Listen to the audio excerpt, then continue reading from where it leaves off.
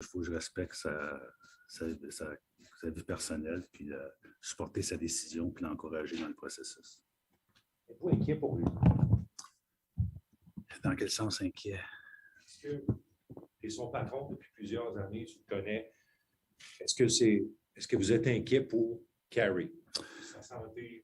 Oui, écoute, moi, j'ai une relation, ça fait au-dessus de 9 ans qu'on est ensemble. Puis aujourd'hui, je pense à pas Carey Price, le gardien de but du Canadien de Montréal, mais Carey Price, l'être humain. Puis, écoute, c'est vraiment quelque chose qui est inquiet.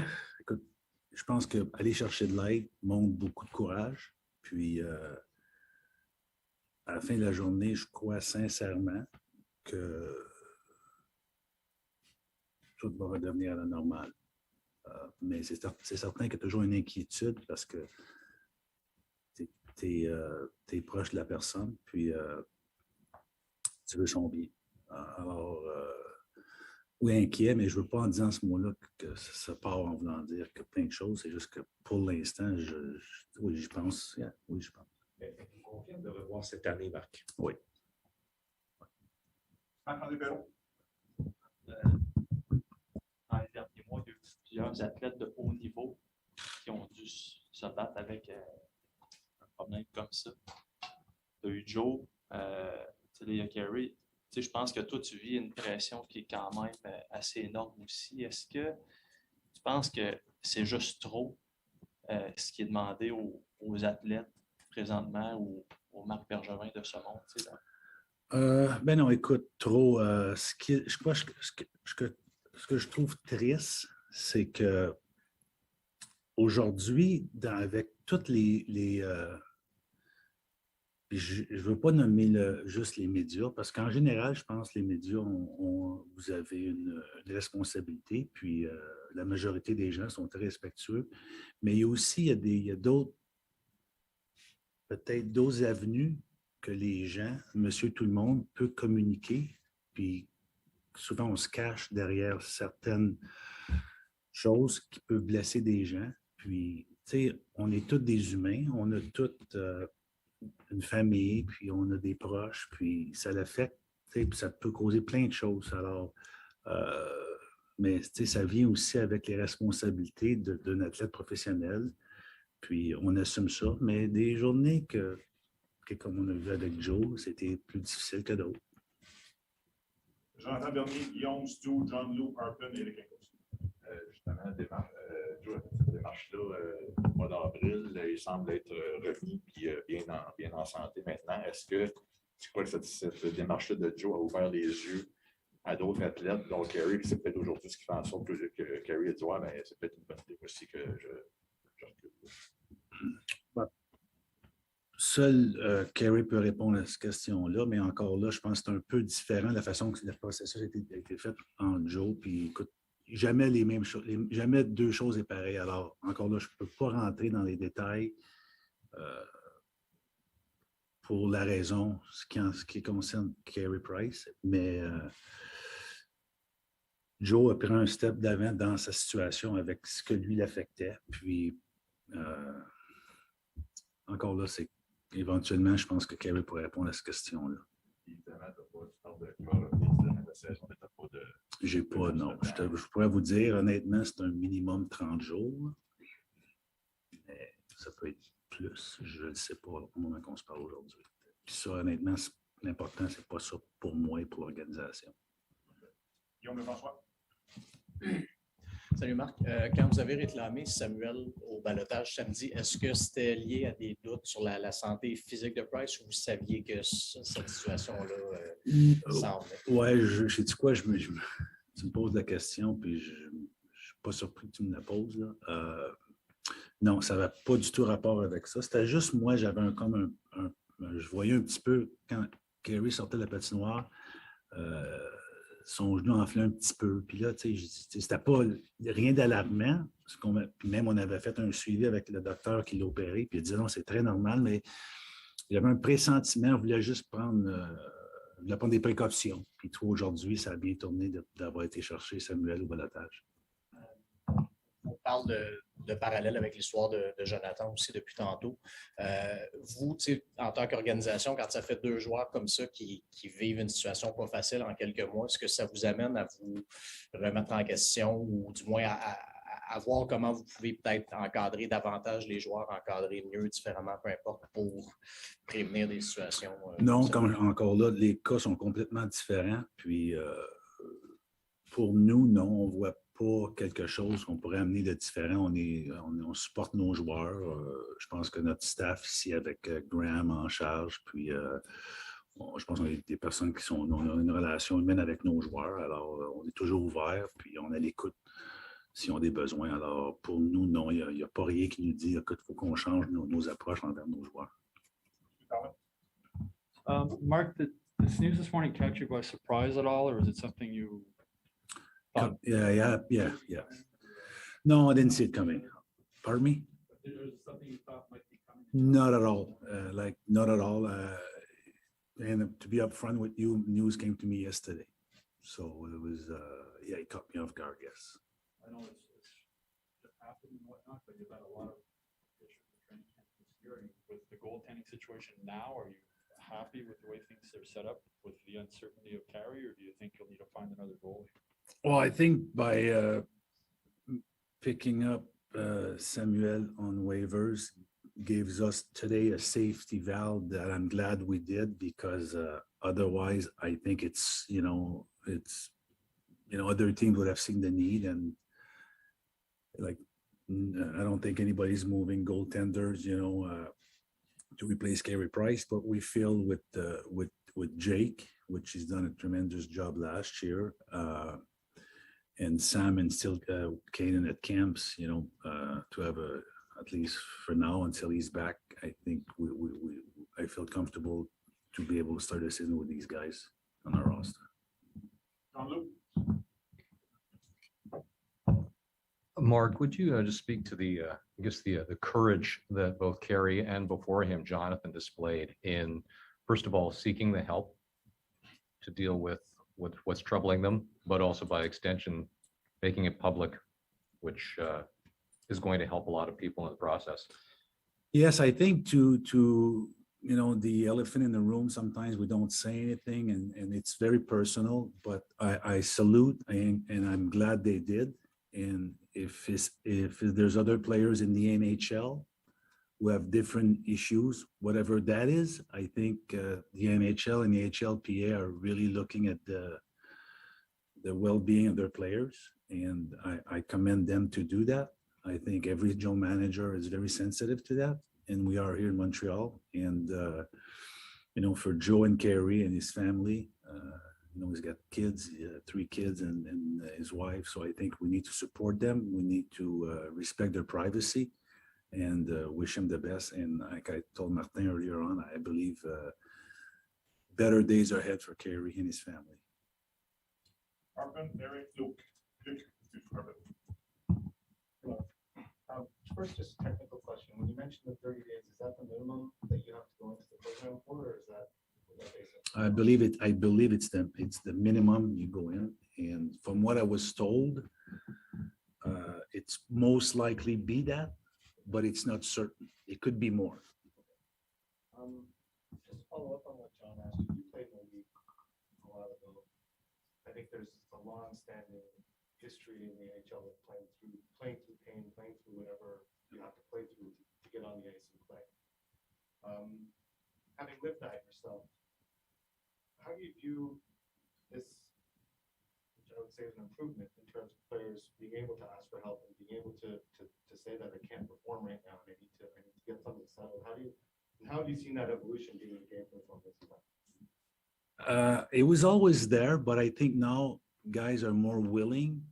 There's not a stigmas like, oh, now back then maybe you would have seen as being weak, which was wrong, but it was probably the way we were built, and now it's more in the open, and I think it's going to be better for everybody. Again, it's not only hockey. I think it's all major sports. But I honestly believe too, it's in all walk of life. You know, I mean, you just mentioned the pandemic. A lot of people went through different issues. You know, it's been hard on a lot of people, and not because you're an athlete. I'm sure some other people find it very hard. So, if that's the case, you know, I encourage people to come out, whatever it cause the issues that you do have. Earlier you mentioned, I think you were referring to social media when you said, Mr. Everyone can voice an opinion and it gets to the players. Have you as an organization looked at how you manage that? I know it's difficult because players today, young people today in general, that's how they communicate, that's where they live.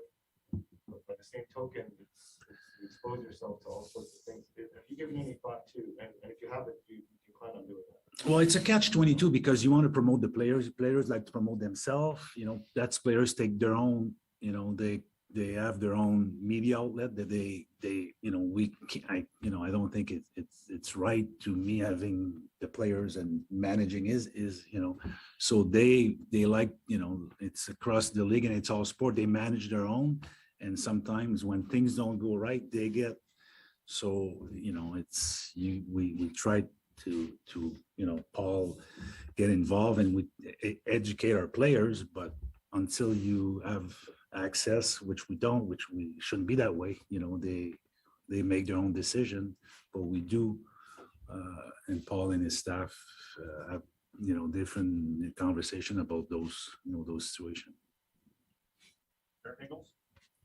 Mark, you said to think about Carey Price, which I think we all are. I'm just, if you could just describe what Carey Price, the human, means to you and your relationship over the last 9 years and how you're dealing with this news, knowing that he's going through something that's It's been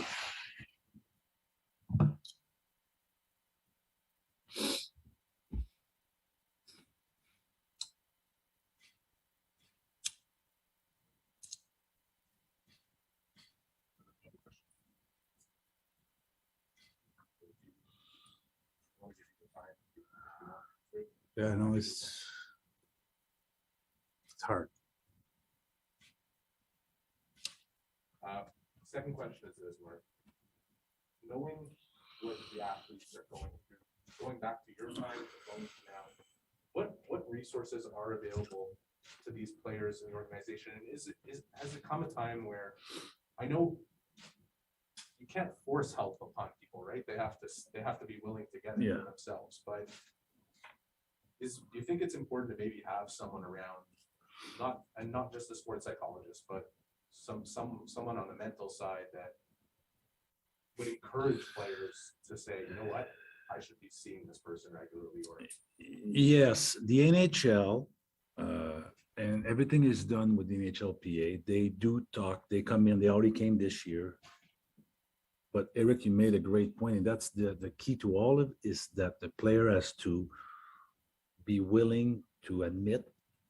And now that not only Carey, now Joe did it, and I'm sure other players did it, I think that helps, knowing that the NHL is supporting these players and their families. And I trust me, I hope nobody ever comes out because there's no more issues, but there probably will be. And I think every general manager, every ownership wants guys to come out if they need help, seek it, and move on and have a life, because your hockey career lasts so many years, but you have the rest of your life, your kids, your family. That's the most important thing. And by players coming out, I think, and the NHL keep going, because again, they remember, Paul, they came not too long ago, they talk about that. And you know, they know we have people around, but like, you know, if I ask you, do you have any issue, and you don't want to face it, you don't want to admit it, there's nothing we could do. On est avec Luc Martin, Salut, Marc. On comprend que ça touche énormément, mais ça doit toucher tout le monde aussi dans le vestiaire. Ton groupe, c'est perd son meilleur joueur, là. Carey Price en santé, c'est lui votre plan de match. Alors, il y a déjà chez Weber qui est tombé au combat. À l'interne, comment tes joueurs réagissent, comment ils vont passer à travers ça, tu penses? Ben, premièrement, j'ai adressé l'équipe ce matin. pour leur annoncer la nouvelle. Puis, j'ai parlé à Dominique après l'entraînement de ce matin, puis je dis comment ça a été, puis il me dit que les gars sont touchés, des chocs sont touchés. C'est leur, tu sais, je pense, bon, le point que tu amènes, c'est vrai que c'est notre gros morceau là, aussi, là, mais aussi c'est un teammate, c'est une personne qui sont proches de lui, puis je pense que c'est ça qui les affecte le plus, mais c'est des professionnels, puis il faut passer au travail. On n'a pas une autre adversité, on a eu beaucoup l'an passé. C'est des choses qu'on ne souhaite pas, mais c'est des choses qui arrivent. Puis on doit faire face à la musique, puis continuer à avancer. Martin. Marc, en tout respect, là, parce que c'est clair qu'une nouvelle comme ça, ça a une dimension bien plus grande que le hockey, mais vu les circonstances, puis tu ne passeras pas une heure avec nous autres, là, il y a quand même eu une adresse tout à l'heure de Paul Wilson concernant ton avenir avec l'équipe.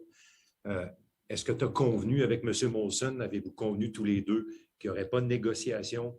Est-ce qu'on peut penser que tu souhaites regarder tes options à la fin de la saison? Qu'est-ce qu'on doit comprendre à partir du moment où tu ne signes pas de prolongation avec l'équipe à ta dernière année? Moi, j'ai un boulot à faire, c'est d'améliorer l'équipe au quotidien, gérer l'organisation au quotidien. Puis la seule chose que je peux te dire, Martin, c'est que rien ne va changer. Je tiens, comme tu peux me voir, je tiens l'équipe à cœur. Puis je vais continuer dans ce sens-là. Si tu me permets, est-ce qu'on doit comprendre que c'est ta dernière année avec le Canadien? Bien, tu peux comprendre que c'est ma dernière année de contrat.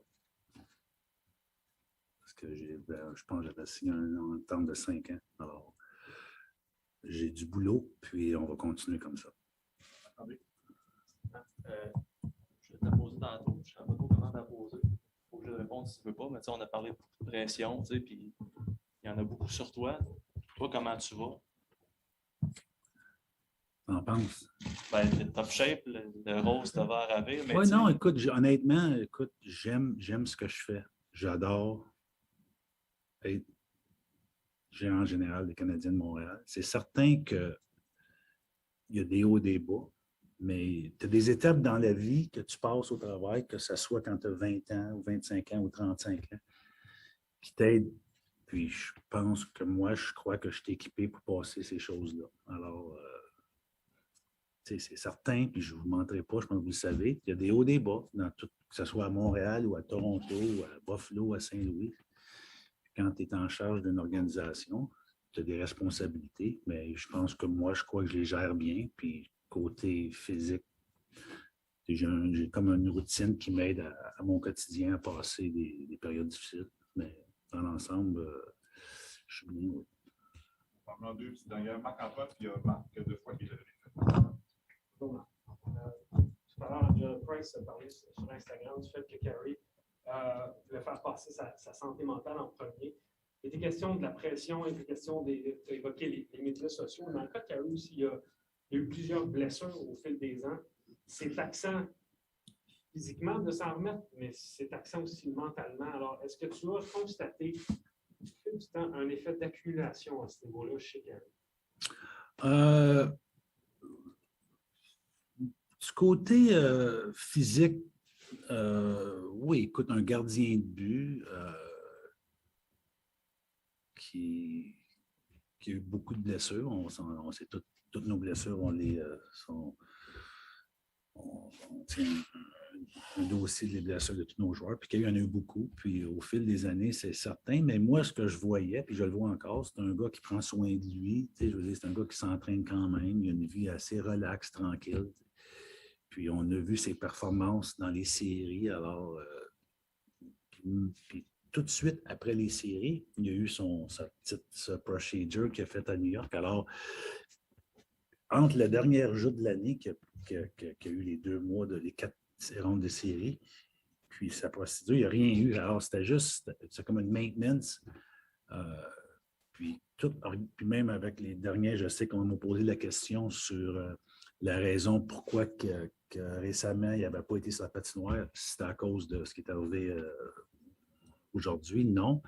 C'est juste qu'il y avait un peu de. Ils disent qu'il y avait un peu. Tout était normal. C'est juste que. Puis là, c'est pour ça que j'étais allé chercher Samuel Montembeault.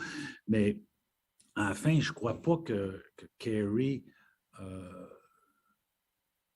je pense que être bien dans lui, être bien dans sa peau pour pouvoir continuer à évoluer au niveau qui est capable, qui nous a monté récemment, là, je ne vois pas pourquoi que, avec l'aide qu'il va aller chercher, revenir et devenir le même gardien. Deux fois.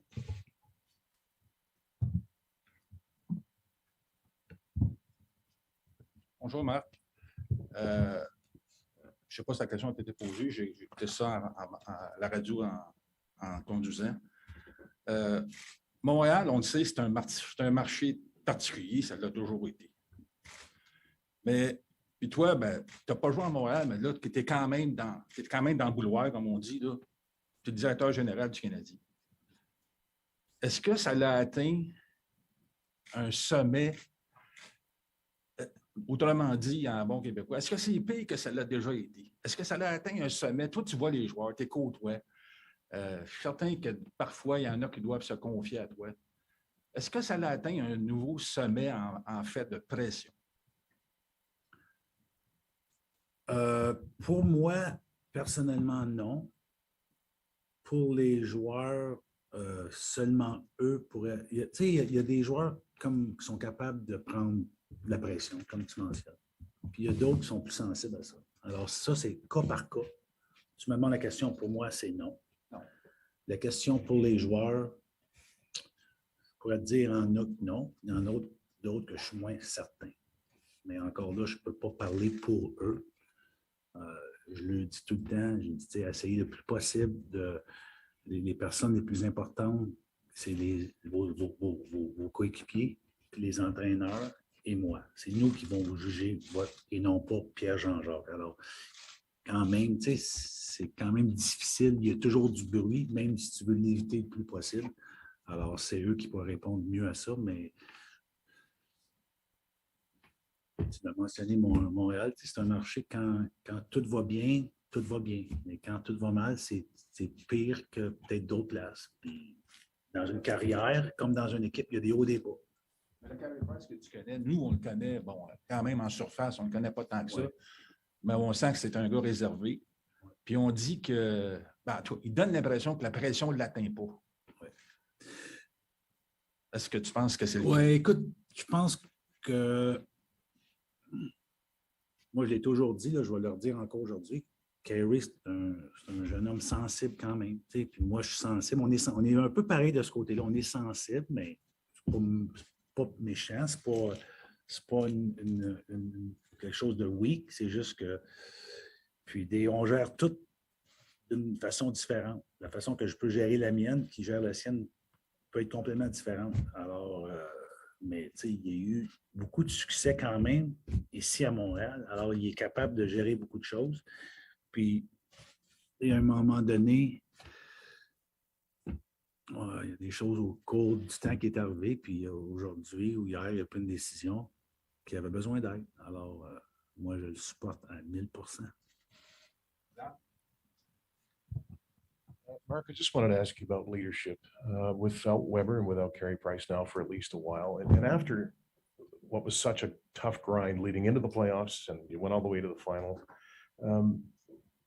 are you concerned at all? Do you believe you have enough leadership in that room to help get guys to start the season the right way? Yeah, I do. I do. I think we have a good group. I think, like I mentioned, with Webby being here for 5 years, I think he left a legacy among his teammates. How to be a good pro, how to put his team ahead of anything else. And Carey will be back, I believe. And then we have guys that have been through the grind already. So, yeah, we do have leadership in this group. And I think they'll rise to the occasion one more time. Does it concern you at all, just the fact? I think historically teams that get to the final and go through that grind, then it can be a tough start for them the next year, especially after a short layoff. Does that concern you at all? Well, it happens in the past. It does happen a lot. I mean, we'll manage it and see. I mean, I hope not, and we'll do anything our best not to happen. But it was a short season, that's a fact. But I think we had a good camp. Guys are focused. And we have one more game tonight, and we'll be ready for, I think it's in Toronto on Wednesday, right? So that's our focus. On va prendre une dernière question. On va aller avec Pierre. Pierre, en ligne, es-tu là? Pierre Lebrun. Allô, oui. Marc, je sais que tu en as parlé en français avec Martin, mais je peux demander en anglais, s'il vous plaît. Obviously, there's no bigger story than Carey's well-being today, but there's also some big news regarding yourself and the announcement that you're shelving talks on your situation until after the season. How disappointed are you that you didn't get an extension this offseason, and where do you feel it puts your future with the team now? Well, like you mentioned, Pierre, the biggest story is Carey Price, health, and that's what my focus on is right now. The rest, it's business as usual. I'm looking at them. I know you're not there. It's business as usual. It is what it is. We're like I said, I do my job the best I can, and I always did, and nothing changes. So there's no distraction here. We're just we're getting ready, and like I said, the Carey story is something that on the personal side, I think it should all not affect us, but make us realize that these young kids, these young players, they're human beings. So regardless of the compensation you get at the end of the year, you have a family, and that's irrelevant. So he gets all the support, and hopefully we'll have him back soon. Merci bien. Thank you. Merci beaucoup.